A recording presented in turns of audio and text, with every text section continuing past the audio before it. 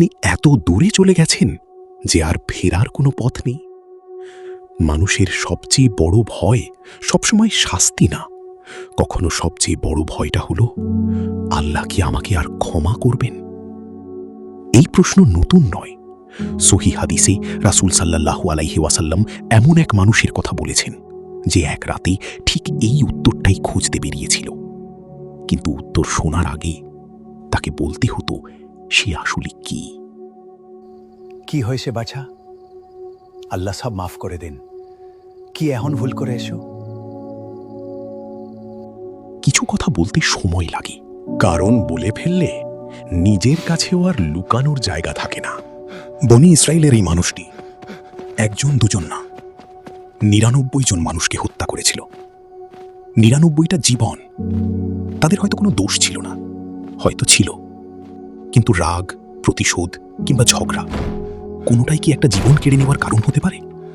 সে জানত যা করেছে তা আর বদলানো সম্ভব না, চলে যাওয়া মানুষগুলোকে আর ফিরিয়ে আনা সম্ভব না। কিন্তু একটা প্রশ্ন তখনও বাকি ছিল, নিজে কি ফিরে আসা সম্ভব? এত কিছুর পরেও আল্লাহর কাছে কি তার ফিরে যাওয়ার কোনো সুযোগ আছে? হুন, তোমার জন্য আর তওবা নাই, তুমি বেরে যাও।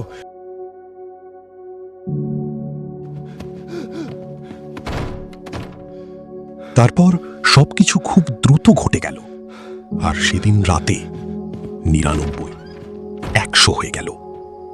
এখানেই তার থেমে যাওয়ার কথা ছিল, কারণ ১০০টা খুনের পর আর কতটা নিচে নামা যায়। কিন্তু আশ্চর্যের বিষয় হলো তার প্রশ্নটা তখনও মরেনি। হাদিস বলে সে আবারও খুঁজতে লাগল। খুঁজতে খুঁজতে সে এমন একজন মানুষের কাছে পৌঁছালো। মানুষের কাছে সব পথ বন্ধ হয়ে গেলেও আল্লাহের কাছে ফেরার পথ কখনো বন্ধ হয় না। আমি ১০০ মানুষকে হত্যা করেছি, আমার কি তওবা হতে পারে? তোমার আর তওবার মাঝে বাধা কোথায়? কিন্তু তোমাকে এই জায়গা ছেড়ে চলে যেতে হবে, দূরে চলে যাও, সেখানে আল্লাহর ইবাদতকারী মানুষ আছে। নতুন করে জীবন শুরু করো, তওবা করো।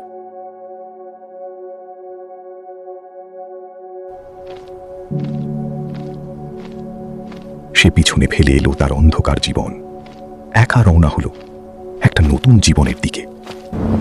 সে জানত না পথটা কত লম্বা, জানত না সে পৌঁছাতে পারবে কিনা, কিন্তু একটা জিনিস জানত, পিছনে আর ফিরবে না। হাঁটতে হাঁটতে একসময় দূরে দেখা গেল সেই জনপদ, যেখানে গিয়ে সে নতুন করে শুরু করবে, যেখানে গিয়ে সে তওবা করবে, যেখানে হয়তো প্রথমবার নিজেকে আর আগের মানুষটার মতো লাগবে না। সে প্রায় পৌঁছে গিয়েছিল, তারপর শরীরটা আর এগোতে দিল না। দূরে শহরটা তখনও দেখা যাচ্ছে, এত কাছে, তবু আর পৌঁছানো যাবে না। সে বুঝে গেল তার সময় শেষ হয়ে আসছে।